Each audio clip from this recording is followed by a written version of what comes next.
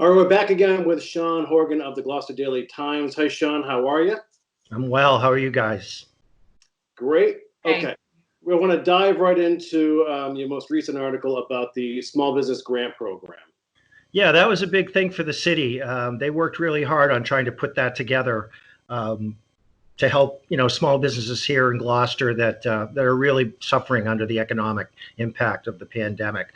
And what it is, it's very similar to some of the other programs. It's based on many of the other relief programs that have either come out of the federal bureaucracy or out of the state.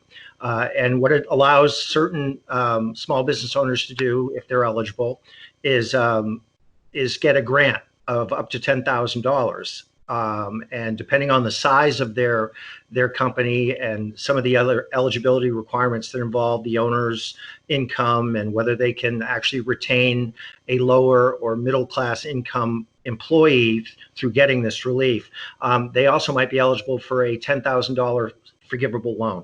So I've already gotten 2 voicemails today from people who are interested in it. I talked to a couple of lobstermen yesterday, both of whom are interested in it. So I think this is something that is going to be very popular. Now it's not a windfall of cash. There's $500,000 that they're funding this through their community development block grants that the city has received from HUD. So that's what it is. Do we know, Sean, if this includes sole proprietors as well? We don't know. I don't know. Somebody must know somewhere.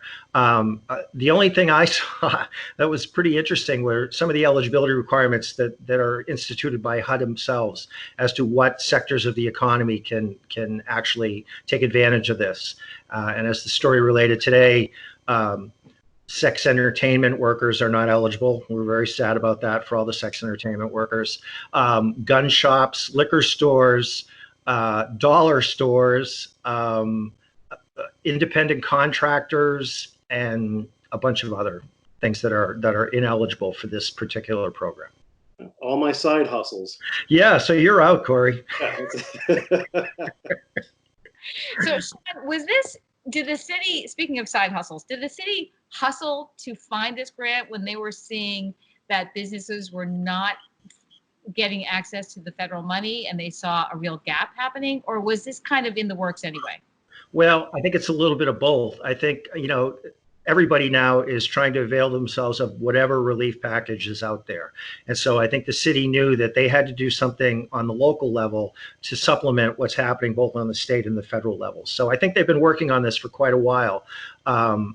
And obviously there's a great need for it. As this has gone on longer and longer, there's more and more need for this type of relief. So I think it was really just a dovetailing of the interest both on the local level and on a larger level.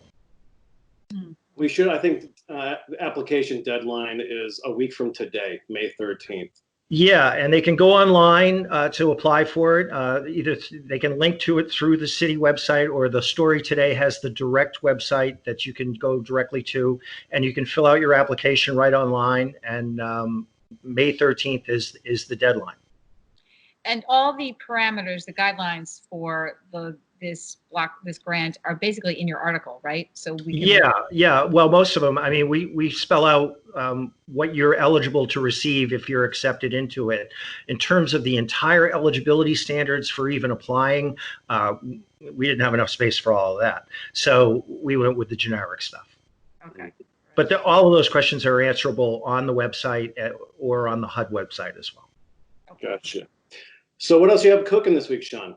Well, as I mentioned to Heather earlier, I'm still toiling away on the Spanish flu pandemic of 1918. The reporting for this story has now literally taken longer, I think, than the pandemic of 1918. But we are making headway. And I hope to have a final draft. Well, not a final draft. God, I don't want to have that. I will have a first draft sometime by the end of today, early tomorrow morning. Then we can wrestle around with it. And I know it's going to be longer than they expect. Or maybe want, but it's going to be, I think I'm going to suggest that perhaps we do a multi-part series with it. And that way we can retain it in its size and in its scope and not, just completely screw up the paper every day. I was going to ask, are you enjoying the research at least? I have enjoyed the research. I love these types of stories. I love history stories. So yeah, it's been very interesting. And one of the things I've really taken away from this is, and I'm sure this is in the back of everybody's mind who is dealing with this pandemic on a professional health, public health level, is that the 1918 pandemic is a cautionary tale in many ways as to how important it is to make sure you have something under control before you decide that everything is up and fine and let's go. There were a couple instances within that pandemic where they thought they were done with it, and then right after that, they spiked again. So, there are lessons to be learned, and we'll see if we learn them. All right. Well, we really look forward to reading that. Yeah, I look forward to writing it and getting rid of it. All right, Sam, we'll be in touch. Thanks for your time again. All right. Have a good week, guys. You Take too. care. Bye. All right.